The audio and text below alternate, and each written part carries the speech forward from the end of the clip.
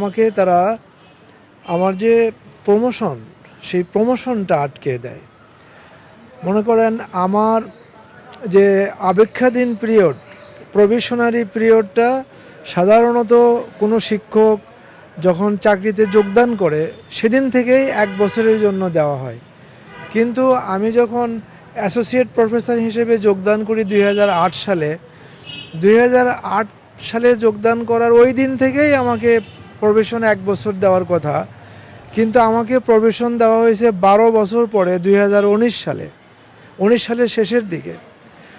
তাহলে বলেন এই যে 12টা বছর যে আমাকে আটকে রাখা হলো, প্রবেশন না দেওয়ার কারণে আমি কনফার্মেশন নিতে পারলাম না, এবং কনফার্মেশন না নেওয়ার কারণে আমি প্রফেসরের আবেদন করতে পারলাম না।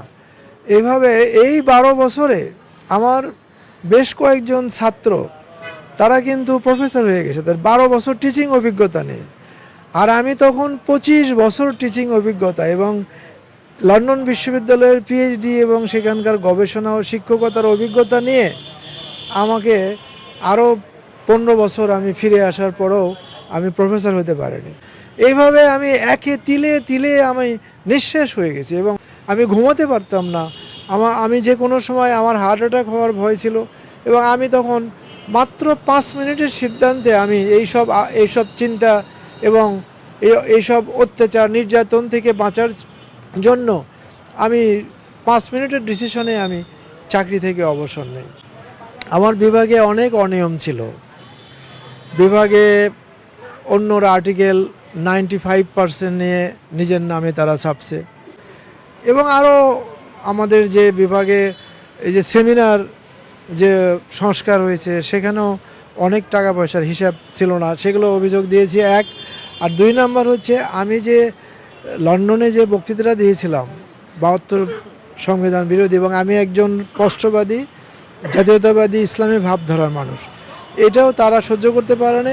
আর অনেকেই জেলাস হয়ে তারা আমার যে বিদেশে আমি কনফারেন্সে যাই, বই ছাপা হয়, আমি লন্ডনে পিএইচডি করছি, আমি একজন ফার্সির টিচার, বিদেশে আমি টিচিং করছি ক্যামব্রিজ, অক্সফোর্ড, কিংস কলেজ, সোয়াস, এফসিও, এগুলো নিয়ে তাদের মনে হয়তো জ্বালা আছে। তাছাড়া আমি তো বরাবর তো আমি সাদা দল করতাম, এবং সাদা দলের প্রত্যেকটা মিটিংয়ে আমি ভোকাল ছিলাম।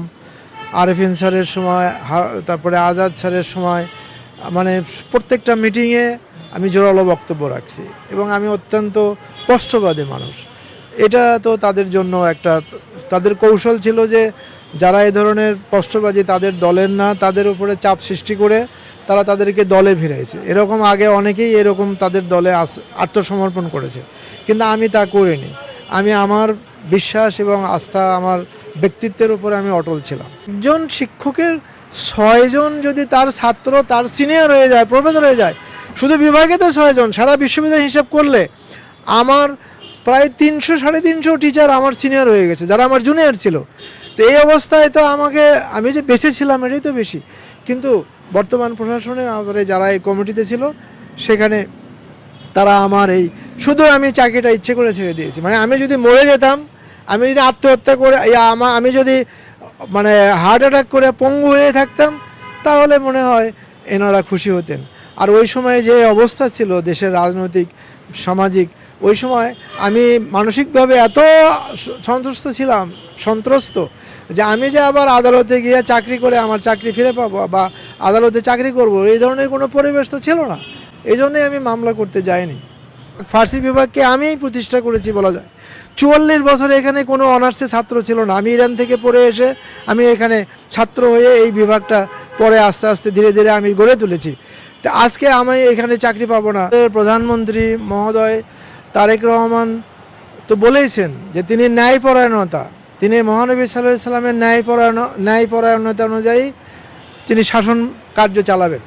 তা আমি সেই থেকে আমি আশা করি যে আমি সুবিচার পাবো।